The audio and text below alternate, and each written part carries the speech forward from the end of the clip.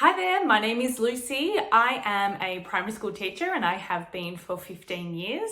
I'm also one of the proud owners of Cleverbean, which is a literacy platform for teachers with lessons, units and resources.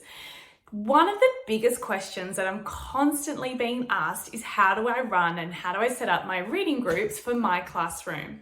In my experience, I have run the same literacy groups, circles, whatever it is that you want to call them, when I've worked in kindergarten all the way up to grade 6. So I'm going to be here with you to share with you my top tips to getting those reading groups set up so that you feel confident to do the same in your own classroom. Before I jump into sharing how I actually run my reading groups, I think it's really important to note to start off with that before I introduce any sort of independent work or activities, I dedicate 3 to 4 weeks on setting up the expectations, behavioural expectations in the classroom before I start actually rolling with my reading groups.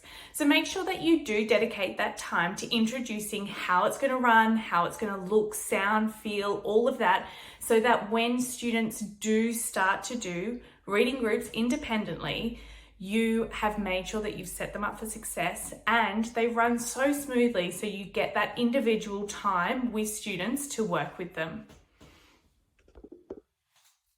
To run my reading groups, I set my days and my weeks up between 5 separate activities. So I'm going to go over the 5 different activities, and then in later videos you can check out and do a deeper dive into how they actually look in the classroom. So first of all, number 1 is read to teacher.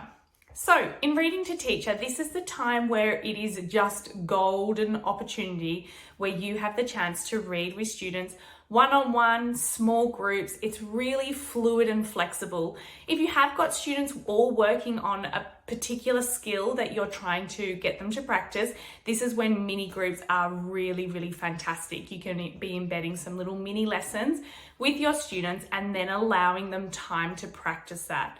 So having number 1, time with the teacher. Those readers that need that extra support, I would attempt to see them 2 to 3 times a week, if not more. And the students that have really got it and you're working on those more complex strategies, maybe more towards the comprehension strategies, I would be making sure that I'm seeing them once or twice a week. The second activity that I have in my reading groups, number 2, is read to self. So read to self can look really, really different across the grades. So if you are looking at the older grades, it might be a chapter book that the students have chosen for themselves that they're reading. It could also be a class novel that they're reading, but it is a time where the students are reading by themselves. In the younger grades, you could be having a reading corner that students go to, some beautiful picture books. It could also be have some topic books that they're reading with as well. This is also an opportunity with Read to Self that you could also have them reading with a partner, and for the younger grades, having them read to a little friend. So that's number 2 in my reading group session. I have a Read to Self. Number 3 is word work. I have a word work activity that students can complete. So this might be once a week, twice a week, 3 times a week. Again, it's really, really important for you to pick what's going to work for your classroom. Outside of word work, I do have an explicit lesson, which I do teach at the beginning of the week, and then I'm able to embed it into my literacy circles. So again, it's going to look really different. Down in the younger grades, word work could look like sight words, it could look like phonemes, singular phonemes, and up in the older grades, it could be compound words, suffixes, prefixes. So there's a huge range that you will be working on for word work. Number 4 is a comprehension strategy. So I have a comprehension strategy that I focus on for the week. So I introduce it by doing a little mini lesson at the beginning of, before I send the students off, I'll have a little mini lesson to introduce what that comprehension strategy is. Students then have the opportunity to use their own book or a book that I have used to demonstrate with to practice that comprehension strategy. Number 5 is a listen to reading. So at the moment, we are so spoilt for choice with the internet and access to so many wonderful resources. So during this listen to read, I get students to listen to a podcast or a story online that they can listen to, or even go back to a CD if you have got those accessible at your school.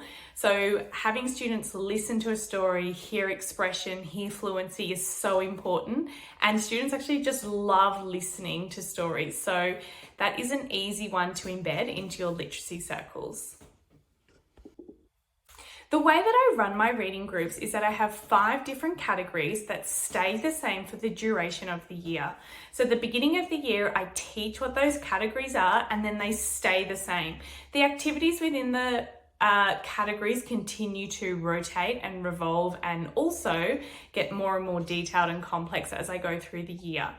But every single day, students will have 3 of those categories assigned to their group or independently that they must complete. I generally give students 10 to 15 minutes to work in each category.